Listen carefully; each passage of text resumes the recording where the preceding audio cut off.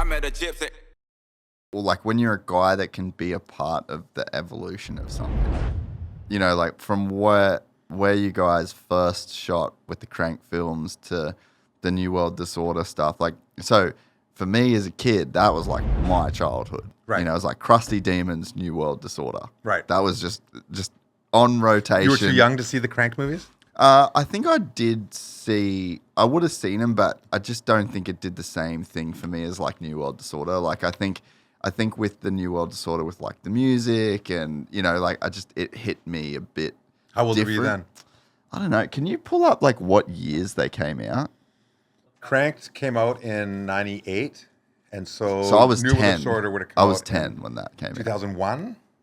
New World Disorder was 2001. Yeah. Yeah, so I think that's just D, Kranked MTB film. Can you? I wonder if they got the trailer on YouTube. There's an ED, Kranked. Oh, is it? And it's spelled with a K. Yeah. I wonder if The Kranked one came out in 98. put on that trailer. Oh, that's the full thing. We just won't be able to show it. I know I was there. Yeah, you were in that. Yeah, Live to Ride. Yeah. 98, yeah. Yeah, so Search for the Holy Trail. So that's I remember that one. That's dude. when New World Disorder came out. I think they filmed it in 2000, and I think it came So out in Kranked 2001. and New World Disorder were they like split off, or was it the same company? I forget the history. No, Kranked came out first. Yeah. And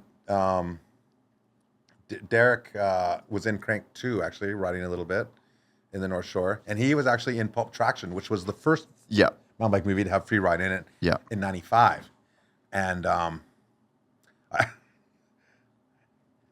I feel bad, actually. I took his bike from him in 95 because he wasn't ready to ride the gnarly steep stuff. He did some single track, and Richie did some single track, but they didn't want to do what I wanted to do with the bike. And so there was 2 bikes provided for the shoot, and him and Richie Schley and Derek Westland had them. And I was like, I want to ride that. But it was a movie sponsored by Specialized, so I had to ride a Specialized bike. So I took his bike from him, and I went up and rode some gnarly stuff that got in the movie. Yeah. And that's a funny story how that happened. I was actually in Whistler snowboarding, and I ran into Greg Stump, and he said, "Hey, Tippie, you know anyone who could do a 360?" And I'm like, "Yeah, Richie Slay can do one on a BMX. I seen him do one yesterday at the skate park. I'm sure he could do a BMX on a BMX or a 360 on a mountain bike." And he's like, "Really? Okay." So then I was actually in the woods planting trees, 15 cents a tree, trying to save money to go snowboard racing. When I got the word from my buddy that Christian Beijing, who I filmed with snowboarding before, and gravel boarding when I got sponsored by Burton, and the Chinook came and melted the snow, so I took him gravel boarding in the gravel pits. He's coming to town to film Richie Slay. And I'm like, I need to be in that movie. I need to poach that movie. And so I was actually in the woods on mushrooms with these 2 girls in the woods, and we're all taking turns kissing each other and making out. And like, my buddy Craig's like, "Hey, Tippie," he yells from the cook tent, "We're leaving in 5 minutes. If you want to ride, let's go." And I was like, I was kissing this girl, I was kissing that girl. They were kissing each other, and it was all this crazy mushroom trip thing going on. Just all melting. Yeah. And I'm like, "Girls, I got to go." And they're like, No, you can't go anywhere. We're going to go back to the tent. Stay with us. And I was like, "No, I got to go." They're like, why would you go anywhere? And I go, "I'm going to try and be in a mountain bike movie. Bye, girls." And I was out of there. I took the ride, got back into town because we're like 40 Ks in the woods. And so in the morning I showed up. Richie did his 360, and I felt bad because as a celebratory moment, I pulled out a joint. We smoked a joint, and he actually went to go do the 360 again, but this time he's all baked, and he got off axis, and he didn't even take his hands off the bars. Bam! He drove his face into the ground. It was clay, so he wasn't cut or anything. It was just smoke, like getting punched in the face by the ground. But he was fine. And then in the movie, I still feel so bad. The 360 that he stomped first time was out of focus. They never used it. They just showed him do the 360 and his face into the ground. And film had to be developed back then, so we didn't know that it was out of focus. It's not like you can just check it like now, right? And so I felt bad about that forever. So when we did the movie The Moment, I asked Darcy Trent, I go, can you put this 360 of Richie stomping it first time, even though it's out of focus, just because I feel bad for getting him stoned and making him crash on the second 360. Anyway, so that's a wrap. We did, some single track, or they did some single track, and they were like, okay, what now? And I'm like, let's go ride some steeps. And they're like, free riding wasn't a word in mountain biking really yet. Yeah. It was just, we called it steeps. And they're like, steeps? I'm like, yeah, I got some really steep stuff. And they're like, okay, what trail? And I'm like, it's not on a trail. There's no trail this steep. Definitely not back in the day like that, right? And so we went to the Valley View Skating Arena where the bike ranch is now. And right from the parking lot, there's all these steep slopes. And I'm like, I'm going to go ride that. And they're like, no. And I'm like, yeah. They're like, what? Like V brakes and shit back in the day. Yeah. It was. Were they V brakes even yet? I think it was still cantilevers. I was on cantilever brakes on my bike. Way. Yeah, it was like old school stuff. I was riding that stuff. I'd ridden this line before on a fully rigid bike, no front suspension, no rear suspension, cantilever brakes. Just I think I rode it on a Richie Ultra cross country bike. And so I go, I'm going to ride down there, and they're like, come on. And I'm like, I'm gonna go do it right now. They're like, well, really? Do it on this bike. You need to do it on a Specialized. So I took Westerland's Specialized M2, which was like a small or a medium. I'm a big dude on this tiny little bike. I hike up there. And I was like, okay, this bike's too small, but whatever. Like, this is for a Greg Stump movie, and he made the best ski movies back in the day. Yeah, dude. He was the man, And I'm like, 3, 2, 1, and I dropped in. And then I broke traction, and then I was like off to the races, and I started bucking and bronking and swapping, and I'm just like, I'm riding this out. Yeah. And I just went, and got it together, and then I rode it out the bottom, and then there was like a ditch on the side of the road that you got to go through, and I wheelied into it, wham, and then the forks bent, the front wheel went right into the frame. I bent the forks right into the front frame. Still on the bike, I step off, and there's like a smoky trail up the mountain, and I'm like, there you go. And Christian's like, little Bolex 8mm. Oh my God. Okay, you're in the movie. And I've told the story before, but that's the story. And so that was like the moment that they say real free ride was created. And so then we had to use the only bike that was left was the one that Richie had, and we all took turns on it, running different lines around there and stuff. But did it feel like mountain biking changed that day? No, not right away. Yeah. We've been doing that stuff for a few years. My redneck buddies, Craig Olson, Bob Sivertson, Randy Walsh, Lance Henderson. I knew some crazy redneck dudes. No helmets. Yeah. Like idiots. My friends were idiots. They would ride these stupid things. Like people would be missing teeth and getting stitches. And they're tough, gnarly, blue collar dudes. Yeah. People putting their hands through the wheels, missing fingers. Like these are tough, gnarly country dudes, and from a blue collar background, we've been doing that for years actually. But there's no cameras. Like in the 80s, we're riding steep stuff and rode those lines, since the 80s. And so this was 95. This is like 6, 7, 8 years past we started doing that stuff. Yeah, with my redneck buddies, and it didn't feel like it changed. We just got it on camera for the first time. Yeah, and then it was like groundbreaking in the media world because no one had ever seen it. No one had ever seen shit like that. Like there was good BMXers and people in different places hitting big airs, booters and stuff. But as far as like going down the side of a mountain like that, no one had ever seen anything like that before. Yeah. And we didn't think it had changed. And but I guess it did, because then people were up in arms because we're riding off to the Sierra Club, the IMBA. We're like, you guys are bad people. You're riding off trails. And we got in a lot of grief. We got a lot of hot water for riding off trails, and Specialized had to pull the film. We're being pressured to pull the film. Oh, that's right. Yeah. And so, to keep on shooting. Now we're into shooting. People are getting more and more cameras and whatnot. So for a while there, we just filmed in sandpits, because even though we're riding clay, riding in the forest, riding steep stuff everywhere, if there's vegetation around, we didn't want any part of it to film it, because we're going to get in shit for it. Yeah. And so we'd film in gravel pits, because there's like a giant earth mover at the bottom. It's like, they're just churning it up. Yeah, they're already anyways. fucking it up. Yeah. They're already fucking it up. Yeah. And we'd put some tire tracks on it, and they're gone in half an hour from the wind. Yeah. And then no one could say anything. So we filmed, like, everyone's like, oh, all you rode was sandpits back then. Like, no, we rode everything, And like, the Counts is like used to be a lake, and there's a river down the bottom, so it's all these wicked clay sediments. They're wicked to ride, the shapes and whatnot. And then up a little bit higher in elevation, there's typical pine forest like regular BC. And so we were riding everything, but we just filmed in the gravel pits for a while because we wouldn't get shit for it. Yeah, right. Yeah, it's kind of interesting. Yeah, tidbit. yeah. It's very similar in a way to like the Cairns mountain bike scene back in the day. Like Glenn did crazy ice cream heads from Glenn outer Jacob. space. Yeah, and that was Is like, that your uncle? Yeah, yeah, Yeah. So he's he a did- legend. Hello, props to him. Dude, he's the fucking man. He's actually in Scotland right now. I was talking to him this morning. He was just given like a talk on like sustainable mountain bike trails and like so he's just still just flying the flag for mountain biking. You know, it's pretty epic. Yeah. But he did.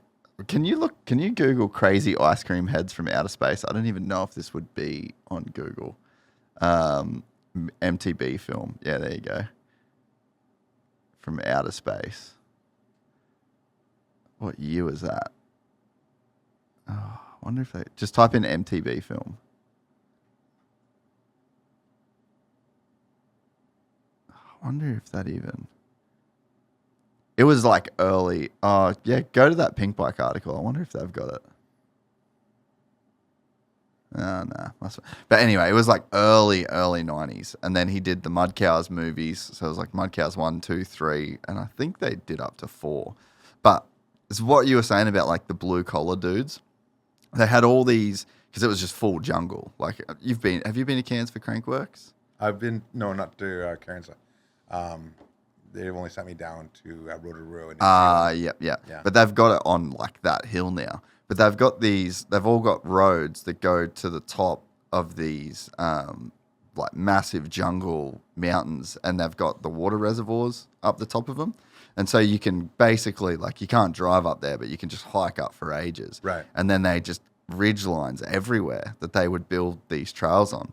And Glenn was just building trails, and all the boys, they were all riding them. And there was like this one dude, Benny Bramham, I think, I can't remember where he worked. That's a handle. His mum was a school Billy teacher. who?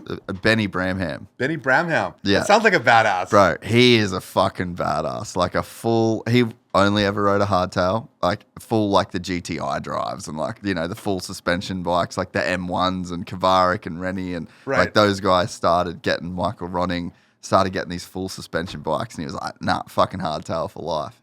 And they had their own scene. It was so far away from anywhere else, and like just sending shit and partying and like cuts and fucking breaking shit and cars and no you know, one gives like a fuck. just fully sending it. And it was just not a thing, you know, but like you said, they were just, you're in isolation, you're doing your own thing. Know. And we didn't know. Until someone captures it on camera and releases it into the world, it's just like this crazy secret. You're just used to it because that's what you're all around. Yeah. We had all these like huge natural like lakes and rivers, and they would just put these like massive ramps into the lakes, and it just created like a whole scene and a whole culture in our town, you know, and it ended up getting documented. And like Mick Hanna came from there, Sean McCarroll came from there. Yeah. Fast dudes. Yeah, like Ronning and both like, still very fast. Yeah.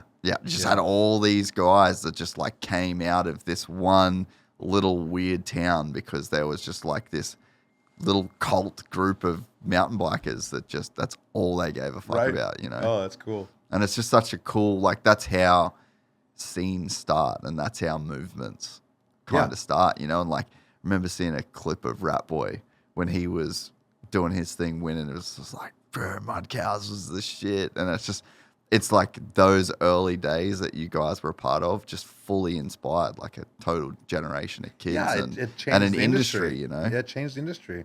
I didn't know it was happening in 95. I remember I filmed for this movie, and the movie came out, and I thought it was going to be like, you know, watching some great stunt movies in the skiing, and like we're going to be like celebrated, and it's going to be like, you guys are rock stars, and nothing really happened. Like just went on, and I was still saving money to go race snowboards, and you know, things really didn't happen. But when Kranked came out, like we did another movie the next year after Pulp Traction from 95 and 96 called Tao of Riding, and we dropped some small cliffs, and then we were mixing gravel boarding with biking, and it was in a multi-sport film. Nothing really happened then. And then Kranked we filmed in 97.